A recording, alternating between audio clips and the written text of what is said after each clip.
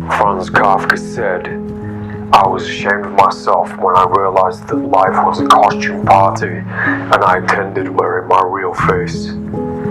Nietzsche said, all great things must first wear monstrous and terrifying masks in order to inscribe themselves on the hearts of humanity.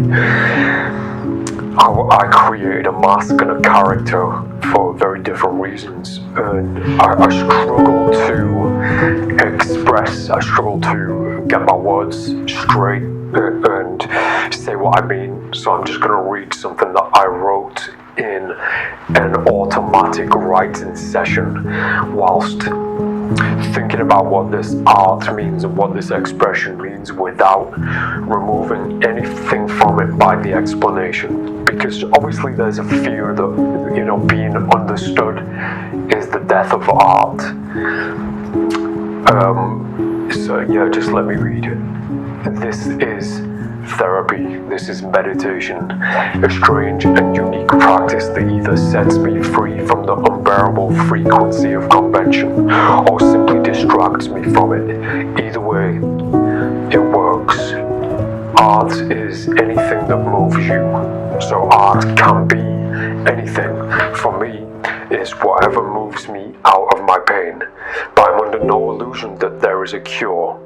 I know there's only a temporary release. I feel the pendulum swing, and even in my sleep, I'm an idiot who knows he's going to wake up. I know that my pain waits patiently, but just for that moment, when I get lost in this strange art, it doesn't have me by the throat. Self-deception. The best trick I ever played was in convincing myself that I'm okay, and I do that all of the time. The mastery of masking is a practice that never lets up.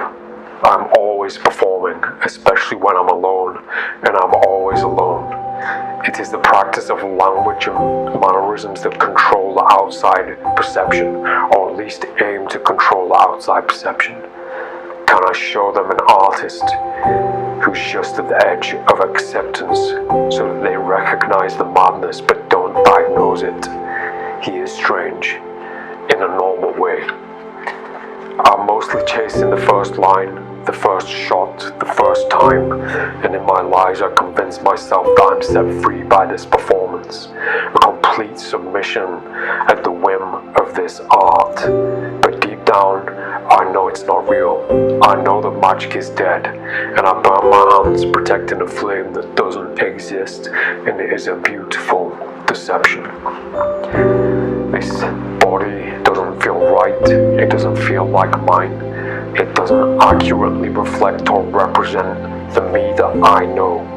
So I cover myself in the thoughts and feelings that I don't know how to speak or express in any other way, in hope to somehow make sense of that which does not, constantly in fear of being understood, yet saddened by the thought that this art will die if nobody understands it. And that becomes the art, or at least the food that keeps this art alive. I wear my life with pride. Out in the open, I stain my skin with the words that will haunt me, that I cannot scratch off or run away from. Forcing myself into the open, naked, vulnerable, you can see my thoughts, you can see my secrets, my heart on my sleeve, life on the right, death on the left, everything hidden in plain sight, just like magic. Art is not what you do. Art is now. Art is not what you do. It is who you are. You don't need a brush. Life is the canvas. You don't need a deck of cards, but in my case, it's the only way that I know how to convert these thoughts of a madman into something hopefully beautiful. Magic is dead. It is for the magician to convince his audience to believe otherwise by any means necessary. And I hope that somewhere in this automatic nonsense, these rambling riddles, I managed to express some thoughts and ideas on the struggle of masking and not just hiding behind a character, but merging with that character and then battling with them every day. I hope that you win all the battles that you don't tell anybody about. I'm Daniel Madison. Welcome to the costume party.